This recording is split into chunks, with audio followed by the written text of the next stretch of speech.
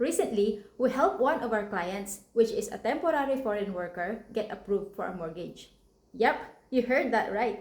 Kahit hindi ka pa permanent resident sa Canada, pwede ka pa rin makabili ng bahay as long as qualified ka.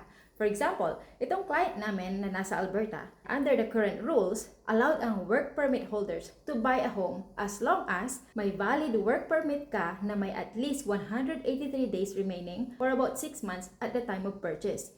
Hindi ka pa nakakabili ng residential property sa Canada, stable ang income at pasok sa debt-to-income ratio, at may pang-down payment ka. At syempre, may good credit history. And you're buying in a province na allowed ang temporary residents to own a property, like Alberta. Sa case ng client namin, kumpleto sila sa requirements, may good credit, and steady employment. Kaya yun, na-approve sila. So kung ikaw ay temporary worker na gusto ring makabili ng bahay sa Canada, let's talk! We can review your situation and see what options are available for you based on your work permit and income.